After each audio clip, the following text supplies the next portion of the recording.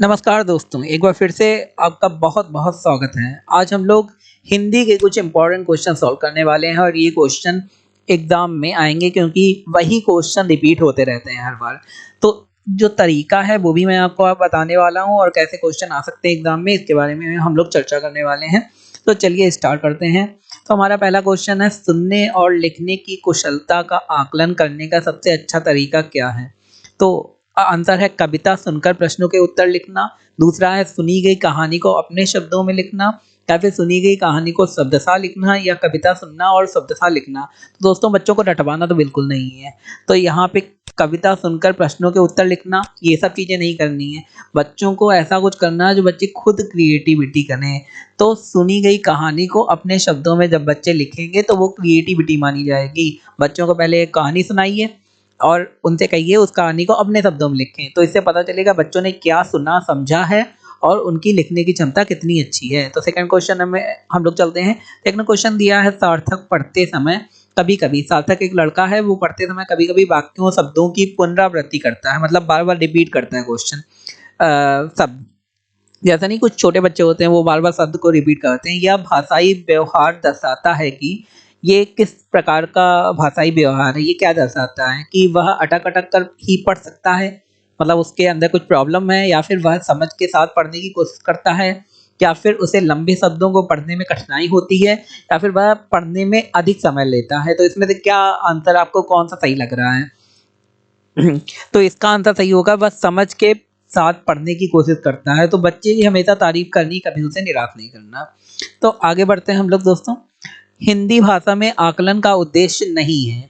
तो आकलन जो हम लोग एग्जाम लेते हैं तो उसका क्या उद्देश्य नहीं है। तो नहीं पे बार बार मैं फोकस करता हूँ, अब की बार फिर कहना हूँ नहीं बड़ा ध्यान रखना क्योंकि बच्चे यही गलत करके आते हैं। तो भाषा सीखने के संदर्भ में प्रत्येक बच्चे की विशेष आवश्यकता की पहचान करना, तो ये तो बिल्कुल सही है। ऐसा तो है नहीं कि हम लोग पहचान नहीं करेंगे, बिल्कुल करेंगे। आगे देखते हैं भाषा सीखने सिखाने की प्रक्रिया को उन्नत बनाना, बिल्कुल बनाएंगे उन्नत। आगे बच्चों की भाषागत त्रुटियों की ही पहचान करना, ये क्वेश्चन ये आंसर गलत हो जाएगा। बच्चों के कभी पीछे नहीं पड़ना है, जो भी नेगेटिव क्वेश्चन आए, जो भी नकारात्मक आंसर आए, वो सब आपको कट कर देना है, तो यही सही नहीं है। आगे देखते हैं क्वेश्चन 94 नंबर क्वेश्चन 94 नंबर। आपके विचार से प्राथमिक स्तर पर उत्कृष्ट लेखन का कार्य का उदाहरण है, मतलब उत्कृष्ट लेखन आप किसे मानेंगे? मेरे सपनों का भारत विषय पर अनुच्छेद लिखना, ये बच्चों से कहेंगे। या फिर पाठ्य पुस्तक से इतर कठिन शब्दों का शुद्धलेख करना, ये कहेंगे। या फिर किसी आंखों देखी घटना का लिखित वर्णन करना या फिर छुट्टियां कैसे बनाई जाती हैं इस पर विशेष अनुच्छेद लिखना। तो दोस्तों बाकी जो रटी रटाई चीजें हैं उन्हें आप बिल्कुल सिरे से नकार देंगे। बच्चों को रटाना नहीं है, बच्चों को दंडित नहीं करना, ये सब चीजें पहले ही आप हटा देंगे। तो सही क्या हुआ? किसी आंखों देखी घटना का लिखित वर्णन करना, ठीक है। आगे देखते हैं भाषा सीखने के संदर्भ में कौन सा कथन सही है। इसमें सही है की बात कर रहे हैं। बच्चों में भाषा अर्जित करने की जन्मजात क्षमता नहीं होती है, लेकिन बच्चों में भाषा अर्जित करने की जन्मजात क्षमता होती है, तो ये गलत हो गया। बच्चे विद्यालय आकर ही भाषा सीखते हैं, ऐसा भी नहीं, घर पे सबसे पहले भाषा सीखते हैं। आगे बच्चे विभिन्न संचार माध्यमों से ही भाषा सीखते हैं। यहाँ पे आप देखना है ही, यहाँ भी ही, मतलब खाली उसी से भाषा सीखते हैं, तो ऐसा नहीं है। बच्चे अन्य माध्यमों से भी भाषा सीखते हैं। अगर ये होता कि बच्चे विभिन्न संचार माध्यमों से भाषा सीखते हैं तो वो सही हो जाता, लेकिन ही सीखा है मतलब खाली इससे सीखते हैं, वो गलत है। बच्चों में भाषा अर्जित करने की जन्मजात क्षमता होती है, तो ये आपका सही हो जाएगा कि बच्चों में जन्मजात क्षमता होती है। आगे देखिए डिस्ग्राफिया से प्रभावित बच्चों को, ये काफी सा बार क्वेश्चन आते हैं, डिसलेक्सिया, डिस्ग्राफिया, अलग अलग प्रकार के। तो बच्चों को मुख्य रूप से किस चीज में कठिनाई होती है? तो डिस्ग्राफिया जो है, ग्राफ माने क्या होता है? ग्राफ माने चित्र होता है और चित्र माने कुछ लिखने से संबंधित बोल रहा है इसमें। तो डिस्ग्राफिया जो होगा इसमें होगा लिखना। तो ये चीज हमें ध्यान रखना आप लोग कि जब डिस्ग्राफिया आ जाए ग्राफ, तो फिर ग्राफ बना होता है तो उससे आपको ध्यान आ जाएगा कि लिखने से संबंधित कुछ पूछा जा रहा है। तो आगे बढ़ते हैं हम लोग। 97 नंबर क्वेश्चन है प्राथमिक स्तर की हिंदी भाषा की पाठ्य पुस्तक में आप किसे सर्वाधिक महत्वपूर्ण मानते हैं? अगर कक्षा 5 तक की हिंदी की पुस्तक है उसमें क्या चीज सबसे इम्पोर्टेंट है, महत्वपूर्ण है? नैतिक मूल्यों वाली कहानियां या कविताएं या फिर बहुतायत में दिए गए अभ्यास कर, वो तो गलत हो जाएगा। हिंदी भाषा को विविध रूप में देने वाली रचनाएं या फिर बहुत प्रसिद्ध लेखकों की प्रसिद्ध रचनाएं। तो आप किस चीज को सही मान रहे हैं? तो यहाँ पे सही आंसर हो जाएगा नैतिक मूल्यों वाली कहानी और कविताएं। ठीक है, आगे देखें। बहुभाषी कक्षा में बच्चों की भाषाएं। बहुभाषी कक्षा है तो उसमें बच्चों की भाषाएं कैसी होनी चाहिए? शिक्षक के लिए बेहद जटिल चुनौती है ये चीज। अगर एक कक्षा है उसमें कई भाषा बोलने वाले बच्चे बैठे हैं तो ये शिक्षक के लिए एक चुनौती है। ये नेगेटिव पॉइंट हटा देने नकारात्मक वाले। आगे, आकलन की प्रक्रिया को बाधित करता है, आपको परेशानी होगी, या फिर भाषा सीखने की प्रक्रिया को बाधित करता है, या फिर संसाधन के रूप में कार्य कर सकती है। तो जो पॉजिटिव पॉइंट है वही गाइड करने है कि ये एक संसाधन है कि बच्चे अलग अलग भाषा बोलते हैं तो उनसे और बच्चे भी अलग अलग भाषा सीखेंगे। आगे देखते हैं, भाषा सीखने और भाषा अर्जित करने में क्या अंतर, मुख्य अंतर क्या है, क्या आधार है उसका? भाषा की लिखित आकलन, मतलब आप कैसे देखेंगे बच्चा भाषा अर्जित कर रहा है या फिर भाषा सीख रहा है, तो उसका लिखित आकलन करके, या फिर भाषा का उपलब्ध परिवेश, या फिर भाषा की जटिल संरचनाएं, या फिर भाषा की पाठ्य पुस्तकें। तो फिर क्या आपको लग रहा है मुख्य आधार है? तो इसका आंसर क्या होगा? भाषा का उपलब्ध परिवेश। जो भी परिवेश होगा भाषा का वही उसका सीखने का मुख्य अंतर होगा। ठीक है, क्वेश्चन आगे वाला देखते हैं हम लोग। प्राथमिक स्तर पर हिंदी भाषा सिखाने के लिए सबसे अधिक जरूरी क्या है? अब कक्षा 5 तक के बच्चों को हिंदी भाषा सिखा रहे हैं तो क्या जरूरी है? कक्षा में रंगीन पाठ्य पुस्तकें, ये तो हो सकता है भाई रंगीन हो। कक्षा में प्रिंट संबद्ध परिवेश, ये भी हो सकता है। आगे, कक्षा में लिखित आकलन, या फिर भाषा शिक्षक का भाषा ज्ञान।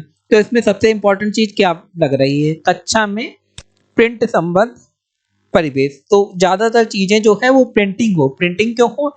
क्योंकि प्रिंटिंग चीजें बच्चों को अच्छी लगती है और देख के बच्चे सबसे ज्यादा समझते हैं। अगर आप उन्हें पढ़ाएंगे तो नहीं समझेंगे, वो जब देखेंगे किसी चित्र को बना हुआ और उसे बताएंगे कि वो भालू है तो बच्चे जल्दी समझेंगे। आगे देखते हैं, बच्चे बोलचाल की भाषा का अनुभव लेकर विद्यालय आते हैं। इसका निहितार्थ है कि बोलचाल की भाषा का अनुभव लेकर विद्यालय आता है, मतलब बच्चा जो घर पे है वो पहले भाषा सीख जाता है बोलना, उसके बाद विद्यालय आता है। इसका निहितार्थ क्या निकालेंगे? बच्चों की बोलचाल की भाषा को सुधारा जाए, या फिर बच्चों के भाषाई अनुभवों का उचित प्रयोग किया जाए, या फिर बच्चों के भाषाई अनुभवों को कक्षा के बाहर रखा जाए, या फिर बच्चों को बोलचाल की भाषा ना सिखाई जाए। तो जाहिर सी बात है हम लोग बच्चों की भाषाई अनुभव होगा उसका प्रयोग करेंगे और उसमें सुधार करेंगे। आगे देखते हैं, भाषा सीखने सिखाने में आप किसे सबसे अधिक महत्वपूर्ण मानते हैं? सामाजिक अंतःक्रिया को, या फिर द्रव्य शब्द सामग्री को, या फिर बाल साहित्य को, या संज्ञानात्मक विकास को? तो आप किसे सबसे महत्वपूर्ण मानते हैं? सामाजिक अंतःक्रिया को, क्योंकि जो बच्चा होता है वो सबसे पहले समाज में जाता है और वहीं से भाषा सीखता है। तो बाकी सब इम्पोर्टेंट है लेकिन ये सबसे इम्पोर्टेंट है। आगे देखते हैं दोस्तों, 103 नंबर क्वेश्चन है, हिंदी भाषा शिक्षक का यह प्रयास होना चाहिए कि वे बच्चों की मातृभाषा के स्थान पर हिंदी भाषा को ही कक्षा में स्थान दें। ऐसा तो नहीं करना चाहिए, जो बच्चों की भाषा है उसे स्थान देना चाहिए। आगे, बच्चों द्वारा मानक भाषा का ही प्रयोग करने के लिए अवसर प्रदान करें, उनसे कहें यही भाषा बोलो, ऐसा भी नहीं। बच्चों को शिक्षाप्रद बाल साहित्य पढ़ने के लिए भरपूर अवसर दें, ये होना चाहिए। आगे, बच्चों की भाषा संबंधी सहज रचना शक्ति को बढ़ने का अवसर दें। इसमें सबसे सही जो होगा वो कौन सा होगा ये आपको पता लगाना है। कभी कभी होता है कि दो सही होते हैं दो गलत होते हैं, तो आपको समझ में आ गया कि पहला दूसरा गलत है और तीसरा चौथा सही होने के चांसेस हैं। तो उसमें सबसे सही ये है कि बच्चों को बढ़ावा देंगे किसी चीज को समझने या समझाने के लिए। आगे देखते हैं, कक्षा 5 के बच्चों का भाषा आकलन के संदर्भ में आप किस सवाल को सबसे कमजोर मानते हैं? कौन सा सवाल आपको सबसे कमजोर लगता है भाषा के आकलन के संबंध में? भाषा का आकलन मतलब भाषा का जब एग्जाम लेंगे आप समझिए कि बच्चों को पहले सिखा दिया उसके बाद उनका आकलन करेंगे कि वो कितना सीखे हैं। तो इसमें सबसे कमजोर चीज ये ध्यान रखिए, ये पॉइंट सब्जेक्ट कमजोर या फिर नहीं ये सब आता है तो उसे ध्यान रखिए। यदि इला तुम्हारे स्कूल में आए तो उसे किन किन कामों में परेशानी होगी? आगे, अपने दोस्त से पूछकर पता करो कि कौन किस बात से घबराता है। या फिर ईदगाह कहानी में हामिद ने मेले से क्या खरीदा, या फिर केशव सबसे क्या कहता होगा, कल्पना करके केशव के शब्दों में लिखो। तो इसमें सबसे सही आपको कौन सा लगता है? इसमें सबसे सही होगा ईदगाह की कहानी में हामिद ने मेले से क्या खरीदा। अब जाहिर सी बात ये क्वेश्चन टीचर पूछेगा तो उतना इम्पोर्टेंट नहीं होगा क्योंकि सबसे कमजोर पूछा गया है। तो इसमें बाकी पूछेंगे वो समाज से जुड़े हुए हैं, बच्चों के डेली निजी जिंदगी से जुड़े हुए हैं। सपोज करो टीचर पूछता है केशव सबसे क्या कहता होगा, कल्पना करके केशव के शब्दों में लिखो।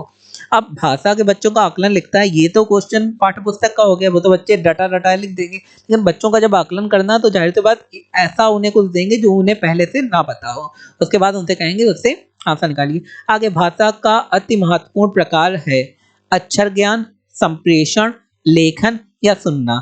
देखिए इसमें सारे ही आपको सही लग रहे होंगे, लेकिन सबसे इंपॉर्टेंट है संप्रेषण। संप्रेषण माने होता है अपनी बात को दूसरे तक पहुंचा पाना। लिखना सुनना तो सब अपनी जगह सही है, लेकिन सबसे इंपॉर्टेंट क्या है, सबसे पहले क्या आता है कि अपनी बात आप दूसरे तक पहुंचा पाए, तो यही संप्रेषण सबसे सही होगा। आगे देखते हैं। देखिए दोस्तों, मैं हर बार कहता हूँ कि ये जो पाठ्य पुस्तक में ये कविता आती है या फिर एक पैरा आता है, ये सबसे इम्पोर्टेंट होता है, क्योंकि ये 10-12 नंबर आपको फ्री के दिलवा देता है। बस आपको सही से पढ़ना आना चाहिए। तो आप देख लीजिए कैसे पढ़ते हैं। पूर्व चलने के बटोही बाट की पहचान कर ले, है अनिश्चित किस जगह पर सरित गिरी कहर मिलेंगे, है अनिश्चित किस जगह पर बाग वन सुंदर मिलेंगे, किस जगह यात्रा खत्म हो जाएगी यह भी अनिश्चित है, अनिश्चित कब सुमन कब कंटकों के सर मिलेंगे, कौन सहसा छू जाएंगे मिलेंगे कौन सहसा, आ पड़े कुछ भी रुकेगा तू ना ऐसी आन कर ले, पूर्व चलने के बटोही बाट की पहचान कर ले। तो क्वेश्चन सबसे पहले देखते हैं, कविता की पंक्तियों में यात्रा की किस विशेषता की ओर संकेत किया गया है, कि यात्रा जो भी कवि है वो यात्रा कर रहा है, लेकिन उसकी विशेषता सबसे बड़ी क्या है, कि सुखों की ओर या अनिश्चितता की ओर, साहस की ओर या कठिनाइयों की ओर। तो दोस्तों जो आंसर दिए होंगे वो काफी कंफ्यूजिंग होंगे, लेकिन क्योंकि आप कविता पढ़ चुके हो, उसमें सबसे ज्यादा इंपॉर्टेंट चीज किस चीज को बताया गया था, अनिश्चितता। कभी निश्चित नहीं है कि कहाँ पे जाना, उसे फ्यूचर की बड़ी अनिश्चितता है। आगे देखते हैं, कविता में आए सुमन और कंटक किस भाव के प्रतीक हैं, सुमन और कंटक किस भाव के प्रतीक है ये पूछा गया है। तो सिंपल सी बात है, सुमन माने सुख और कंटक माने कांटा, मतलब उसमें दुख। तो ये बेसिक लॉजिक का क्वेश्चन, इसमें कुछ आना या याद करना नहीं पड़ेगा, बस सुख दुख इसका आंसर हो जाएगा। अगर आपके पास बेसिक लॉजिक है तो आप इसे सॉल्व कर लेंगे। कविता की पंक्तियों में कवि व्यक्ति को किस बात की प्रेरणा दे रहा है, कविता में जो कवि है व्यक्ति को किस बात की प्रेरणा दे रहा है कि तुम क्या करो। देखते हैं, पर्वतों को देखकर ना डरने की, गहरी नदियों से ना डरने की, हर स्थिति में आगे बढ़ने की, हर स्थिति में साहस दिखाने की। तो सिंपल सी बात है, ये भी बेसिक लॉजिक का क्वेश्चन है कि हर स्थिति में आगे बढ़ने के लिए कवि कह रहा है। इस जीवन यात्रा में सब कुछ निश्चित है, सब और मुश्किलें हैं, सब और सुख है, या फिर कुछ भी निश्चित नहीं है। कभी किस चीज की बात कर रहा है, कभी कह रहा है कि कुछ भी निश्चित नहीं। कितना सिंपल है कि तभी मैं कहता हूँ फ्री के क्वेश्चन है। नीचे दिए गए शब्दों में से सरित का समानार्थी शब्द कौन सा नहीं है, सरित का समानार्थी शब्द कौन सा नहीं है ये पूछा गया। नहीं पे बड़ा ध्यान दीजिएगा, मैं बार बार कहता हूँ, जयमाला, नद, प्रवाह या तटनी, बाकी सारे ये सेम है। जो प्रवाह है वो सरित का समानार्थी नहीं है। आगे देखते हैं, एक पैरा दिया गया है, पैरा जल्दी जल्दी पढ़ लेते हैं हम लोग, बस आपको समझ में आ जाना चाहिए। राष्ट्रीय पर्वों और सांस्कृतिक समारोह के दौरान गीत गाए जाएं, कविताएं सुनी और सुनाए जाएं, इसे लेकर माता पिताओं, स्कूल और समाज में व्यापक सहमति है। लेकिन गीत कविताएं बच्चों के जीवन में रच बस जाएं, वे उनका भरपूर आनंद लेने लगे, खुद तुकबंदियां करने लगे, रचने लगे, या माता पिता को मंजूर नहीं है। माता को लगता है ऐसा करते हुए तो वे उस राह से भटक जाएंगे जिस राह पर वे उन्हें चलाना चाहते हैं, जिस राह से वे उन्हें अपनी सोची हुई मंजिल पर पहुंचाना चाहते हैं। उसकी इस इच्छा में यह निहित है कि बच्चे वैसा कुछ भी नहीं करें जो वे करना चाहते हैं, बल्कि वे वैसे करें जैसे माता पिता चाहते हैं। तो जो कविताएं होते हैं, कविताएं बच्चों को कुछ अलग सोचने पे प्रेरित करते हैं, लेकिन माता पिता चाहते हैं बच्चे कविता तो सुने लेकिन उसे समझे ना, उसे अपने ऊपर जिंदगी में अप्लाई ना करें। आगे क्या है, उनके भीतर बच्चे के स्वतंत्रता पूर्वक सीखने की प्रक्रिया के प्रति सतत सतत संदेह और गहरा डर बना रहता है। यही हाल स्कूलों का भी है। गीत कविता स्कूल और कक्षाओं की रोजमर्रा की गतिविधि का हिस्सा बन जाए, यह स्कूल को मंजूर नहीं है। स्कूल को लगता है कि इस सब के लिए समय कहाँ है, यह पाठ्य पुस्तक के बाहर की गतिविधि है। शिक्षक और शिक्षा अधिकारी चाहते हैं शिक्षक पहले परीक्षा परिणाम बेहतर लाने के लिए काम करें।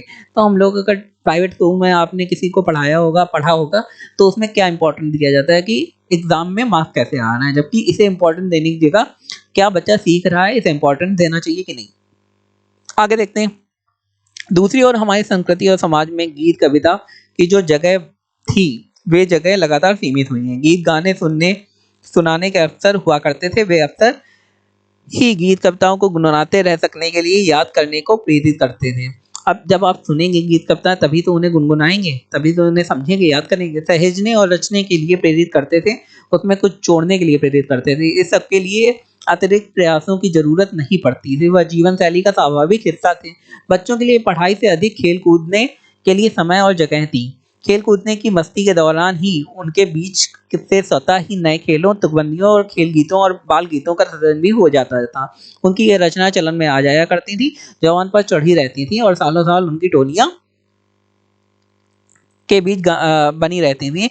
समय के साथ उसमें कुछ कमी पाए जाने पर संशोधित होती रहती थी। लेकिन अगर बच्चे, माता-पिता और टीचर इस पे ध्यान ही नहीं देंगे या शिक्षा मंत्री ध्यान ही नहीं देंगे, तो ये चीज़ें कम होती चली जाएँगी और बच्चों की सीखने की क्षमता कम होती चली जाएगी।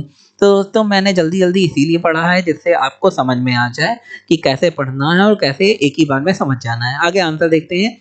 गीत, कविता बच्चों के जीवन में रच बस जाएँ, यह माता-पिता को पसंद नहीं है, क्योंकि इससे बच्चे माता-पिता द्वारा तय लक्ष्य को प्राप्त ना कर सकेंगे, केवल आनंद में ही खोए रहेंगे, केवल कविता ही लिखते रहेंगे, पढ़ाई-लिखाई में बहुत पिछड़ जाएँगे। तो इसमें कौन-सा माता-पिता को क्या लगता है? माता-पिता को लगता है कि माता-पिता को ये लगता है कि लक्ष्य जो बच्चे प्राप्त कर सकते हैं, वो नहीं करेंगे। ठीक है, आगे देखते हैं। गीत, कविता स्कूलों को भी पसंद नहीं, क्योंकि उन्हें लगता है कि इससे बच्चों का बहुत समय नष्ट होगा। इससे परीक्षा परिणाम देर से आएँगे। यह सीखना बहुत कठिन काम है, या स्कूल की पढ़ाई-लिखाई से इसका कोई संबंध नहीं। तो स्कूलों को क्या लगता है? स्कूलों को लगता है कि गीत और कविता ये सबसे अलग हैं, इनका स्कूलों की पढ़ाई-लिखाई से कोई संबंध नहीं है। आगे, गीत, कविता के बारे में कौन-सा कथन सही नहीं है? ये जीवन शैली का स्वाभाविक हिस्सा है। ठीक है। ये भाषा सृजनात्मकता को पोषित करती, बिल्कुल। नई-नई भाषा बच्चे तुकबंदियाँ बनाएँगे, क्यों नहीं करती? आगे, समाज में इनकी व्यापक सहमति नहीं है, या फिर ये संस्कृति का अभिन्न हिस्सा है। तो बाकी सारा सही है, ये वाला गलत है कि समाज में उनकी व्यापक सहमति नहीं है। तो नहीं पूछा गया, तो यही वाला फिर हम लोग सही करा देंगे। आगे देखते हैं, शिक्षा व्यवस्था गीत, कविता को किस दृष्टि से देखती है? तो हमारी शिक्षा जो व्यवस्था है, मंत्री हैं, वो गीत और कविताओं को किस दृष्टि से देखते हैं? साधक के रूप में, साधक माने सहयोगी, सहयोगी के रूप में, संपूरक के रूप में, या फिर बाधक के रूप में? तो जैसे हम लोगों को पैरा पढ़ा है, उसके अनुसार तो वो बाधक के रूप में देखते हैं। आगे देखते हैं। अनुच्छेद के आधार पर गीत, कविता के बारे में कौन-सा कथन सही नहीं है? जो हम लोगों ने पढ़ा है उसके अनुसार इनसे बच्चे की अपनी राह से भटक जाएँगे, ये सही नहीं। या फिर ये बच्चों को शब्दों से खेलने का अवसर देता है, ये बिल्कुल देता है। बच्चे इनका भरपूर आनंद लेते हैं, बिल्कुल लेते हैं। स्कूल और परिवार इसकी महत्ता को समझ नहीं रहे हैं, ये भी बिल्कुल सही है। तो बच्चे अपनी राह से भटक जाएँगे, ये हमारे पैरा के हिसाब से सही नहीं है, 116 वाला। आगे देखते हैं। बच्चों के लिए लक्ष्य कौन निर्धारित करता है? माता-पिता, स्कूल, शिक्षा अधिकारी, या स्वयं बच्चे? तो बच्चों के लिए लक्ष्य आजकल माता-पिता निर्धारित करते हैं, जो पैरा दिया गया है उसके अनुसार। कविताएँ सुनी सुनाई जाएँ में क्रिया है, तो कविताएँ सुनी और सुनाई जाएँ, इसमें कौन-सी क्रिया होगी? कि इसमें सकर्मक क्रिया होगी, क्योंकि इसमें काम करना पड़ेगा, सुनाना पड़ेगा कविता को। ठीक है? आगे, सांस्कृतिक में प्रत्यय कौन-सा है? तो बड़ा सिंपल सा पेपर आता है। तो सांस्कृतिक इक मतलब एक प्रत्यय है। आगे देखते हैं। मंजूर का समानार्थी शब्द क्या है? मंजूर का समानार्थी शब्द, सिंपल सी बात है, स्वीकार करना। तो दोस्तों, आई होप आपको ये क्वेश्चन पेपर बहुत सिंपल लगा होगा, क्योंकि मैंने भी एग्जाम दिया है और मेरे भी 125 मार्क्स आए हैं 150 में। क्वेश्चन पेपर इतना टफ नहीं आता है, इसलिए बिल्कुल ध्यान के साथ और बिल्कुल कॉन्फिडेंस के साथ जाइए, आपका पेपर अच्छा होगा। हमारे चैनल को जरूर सब्सक्राइब करिए, लाइक करिए, शेयर करिए। धन्यवाद।